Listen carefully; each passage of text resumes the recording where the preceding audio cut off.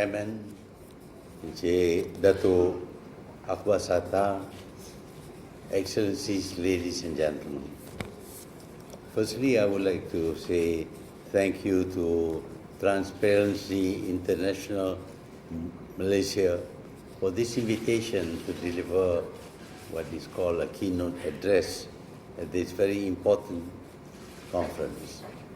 This conference is about corruption and how to combat corruption.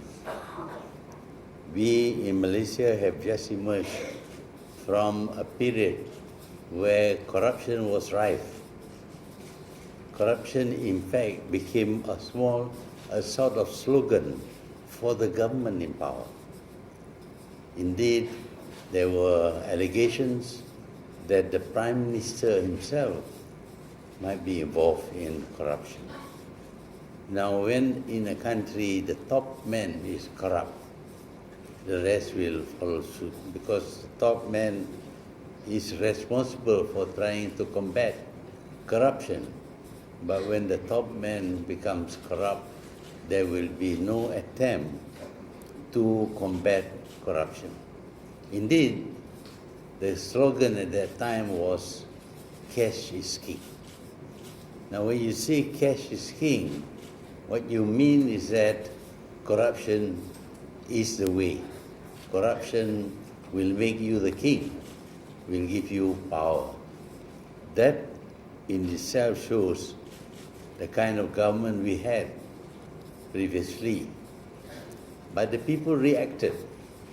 The people may be given money, bribes, etc., although they receive the money, but they were still much against corruption. And so when it came to an election, the 14th general election in Malaysia, the people exerted their people's power. They voted out the corrupt government. That is just the first phase. But in order to combat against corruption, the new government must have a program on corruption, or on anti-corruption. This is not easy, because not only was money used in order to win popularity, but the whole government machinery has become corrupted, because they too enjoyed corruption during that period. And so we have a machinery of government that is defective. Defective machinery of government cannot easily combat corruption. The machinery itself needs to be cleaned up.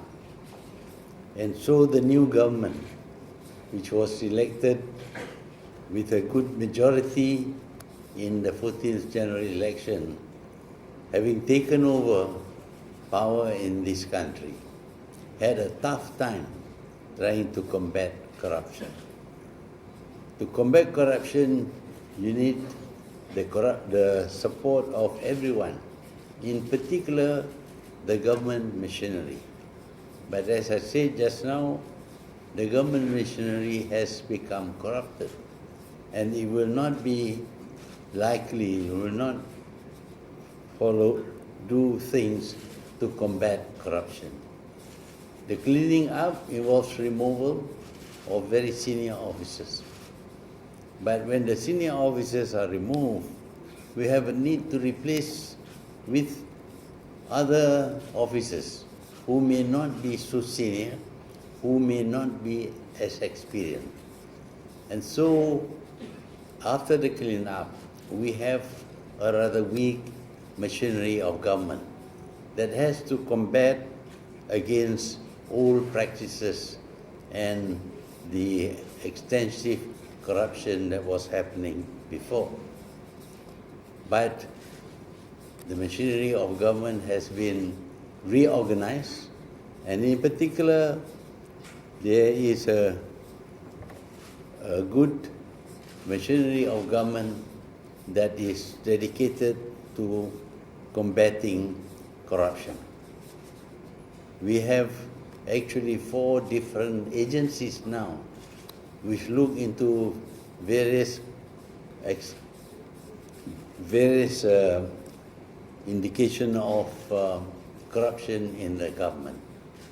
However, the fact that the new government is dedicated to the removal of corruption means that machinery of that government itself must be clean from corruption. We all know that when the top man is corrupt, then of course the others will follow suit. So in this government, it is important that government personnel elected during the election must avoid corruption. So new rules have been put in place in order to combat corruption among the government leaders. They now enjoy the same power as the previous government. The previous government abused that power, and as a result, the country became corrupt at all levels. Now the new government, having promised to fight corruption, must show from the very beginning that the government itself is free from corruption. The promises have been made and the agencies of government have been set up. To date, we have not heard of any government officers being corrupt, at least not openly. If they hide their activities, we have agencies which will seek them out and ensure that the corrupt will be punished. Currently, the focus is on the corruption involving the previous government. But if there is any evidence at all of corruption in the new government, we hope the people will indicate, will be good whistleblowers to inform the authorities that there are corrupt personnel in the new government. So far, we have not heard of any report of the new members of the new government being corrupt. Indeed, many things were put in place to prevent corruption from taking place. Where before appointments to various agencies of government, powerful agencies, were from the party forming the government. These people do not care about implementing the work they were tasked with, but instead they found that the power they wielded was good for them to make money for themselves. But now all those party-appointed officers have been removed, and new officers who are not involved with politics have been put in place in order to ensure that they will run agencies, institutions, and companies properly. These are professional people. They are not party members, and they are tasked with eradicating corruption in their organization. Apparently, this has a salutary effect on the institutions, and we do not now have such blatant corruption as happened during the previous government. But we have to maintain it. Government of necessity must have power. Without power, government cannot function. But power can be abused. There is a saying that power corrupts, and absolute power corrupts absolutely. So we must have the power, but we must avoid corruption. We invite the public, the people, to report cases of corruption. This will not result in action being taken against the whistleblowers. This is because this government respects the separation of powers between the legislative, the executive, and the judiciary. So if any one of these agencies were corrupt and are reported to be corrupt, then the other two agencies will function to bring the corrupt person to justice.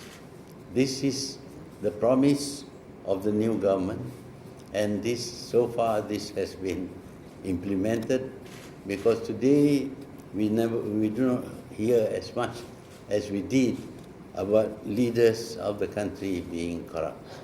We are no longer described as a kleptocracy, a government of thieves, but today we are implementing democracy in the best way possible. We have restored the rule of law, so the law prevails in all cases. Should there be any abuse of power by any one of the three agencies of government which exercises power, the other two can take action in order to stop the corruption. Today we are in the process of punishing those who were corrupt before.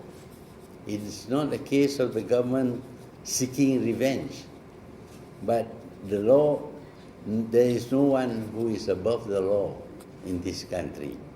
If somebody is corrupt, somebody abuses power, then the law will be applied, and there will be judges who are free from corruption to decide on the guilt or otherwise the people accused of corruption. We are watching the procedures going on, and I am sure that many of those people who are found guilty will be punished for their greed when they were in power. The government has a tough job because apart from trying to deal with corruption, the government also has to rule the country. And for that, the government needs money. When members of the public decided to help the government with its finances, the government started a fund. This fund is open to everybody to contribute. It doesn't matter how much money is paid. It is the spirit that counts more. However, there have been attempts to use donation to this fund in order to influence government business. This has been rejected by the government because when huge sums of money are given by way of donation to the fund, the government has to reject the huge donation because it may become a source of corruption. There are many things that we have to do, but basically we need the support of the people. The people must understand that corruption is not good for them. Therefore, they, for their part, must play a role in eradicating corruption. We will have to punish not only the receiver, but also the giver. Unless we do this, corruption will become rife in this country. Up to the moment, we have found that corruption or accusation, allegation of corruption is not as frequent as with the last government. Maybe that is a good sign that we have succeeded in telling the people to avoid corruption. But the people themselves must know that corruption is a crime, and they must never try to corrupt officials in order to get approvals for whatever it is that they are asking for. This is our hope. The whole country must be dedicated towards fighting against corruption. Corruption may be stopped by the laws of the country, but the better thing is that the people themselves regard corruption as a crime and do not get involved in corruption. This means that we must have a high standard in our value system. We must reject corruption as a crime which benefits no one, not even the person who's trying to get his approval from government agencies.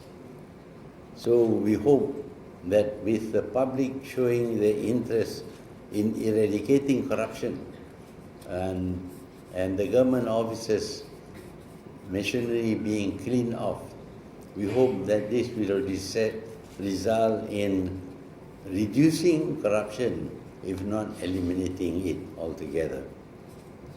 Public interest is very important because we depend on the public to tell us instances of corruption which may affect them. After that, of course, our agencies, implementers will make sure that the people who are corrupt, the officers who are corrupt, will be punished according to the laws of this country.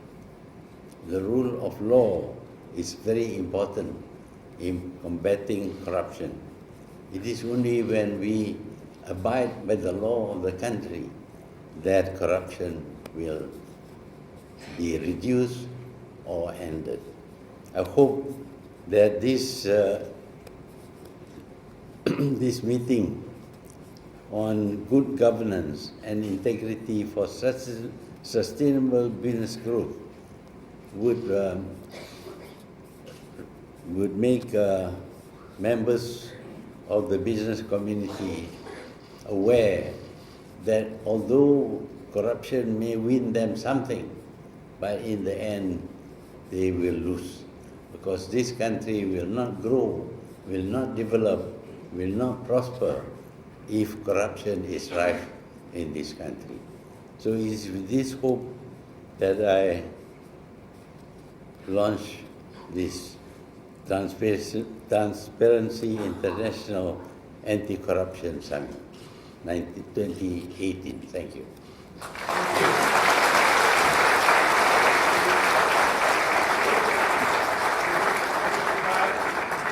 Can we invite Tun to remain on stage to receive a book from the host as a token of their appreciation. The title of the book is The 10 Principles, 10 Anti-Corruption Principles for State-Owned Enterprises.